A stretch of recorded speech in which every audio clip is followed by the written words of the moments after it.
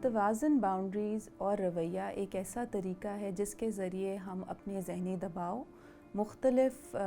صورتحال اور خاص طور پہ مشکل کولیگز اور ریلیشن شپ کے ساتھ بہتر نمٹ سکتے ہیں۔ یوں تو عورتوں کو سکھایا جاتا ہے کہ اچھی لڑکیاں، اچھی عورتیں اپنی بات زیادہ کہتی نہیں ہیں، خاموش رہتی ہیں، اپنے مسئلوں کو زیادہ بیان نہیں کرتی، تو اس کی وجہ سے بہت ساری خواتین اس رویے کو استعمال کرتے ہوئے ذرا جھجکتی ہیں اور اس کے ساتھ وہ تھوڑی بے بس بھی محسوس کرتی ہیں کہ شاید ہم اس صورتحال سے نمٹ نہیں سکتے، نکل نہیں سکتے۔ تو پہلے تو اس کو سمجھنا بہت زیادہ ضروری ہے، اور یہ سمجھنا بھی ضروری ہے کہ یہ آپ کا فیصلہ ہے کہ کس صورتحال میں آپ خاموش ہو جائیں، کس میں آپ ڈٹ کے مقابلہ کریں۔ مگر اگر آپ کسی کے ساتھ چاہتے ہیں کہ ریلیشن شپ کنٹینیو کرے، جیسے کولیگز ہیں، آپ کے گھر والے ہیں، تو متوازن رویہ ہی وہ طریقہ ہے جس کے ساتھ آپ مسئلے کا بہتر حل نکال سکتے ہیں۔ تو اس کو متوازن رویہ کیا ہے اور ہم کس طرح سے اس کا استعمال کر سکتے ہیں، اس کے لیے پہلے تو یہ ضروری ہے کہ آپ سمجھیں کہ کسی تعلق میں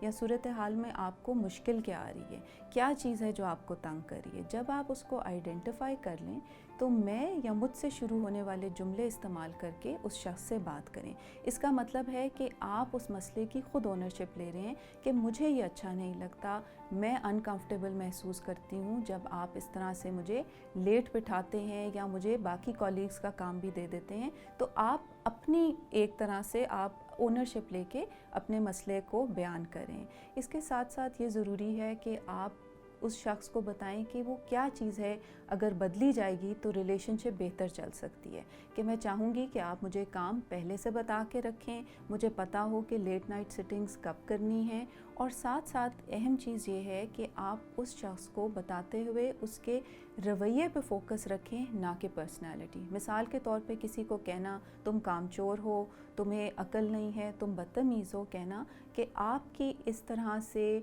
غلط پلاننگ کی وجہ سے ہم سب سفر کرتے ہیں، آپ کا اونچا آواز میں بولنا مجھے انکمفرٹیبل کرتا ہے، آپ کا اس طرح سے مجھے دیکھنا پسند نہیں ہے۔ تو اس میں آپ کسی کے رویے کو بیان کر رہے ہو، اس کی شخصیت کو کوئی الزام نہیں دے رہے۔ اس کے ساتھ ساتھ بہت ضروری ہے کہ اپنی ٹون اور باڈی لینگویج کو بھی مناسب رکھیں، یعنی کہ اور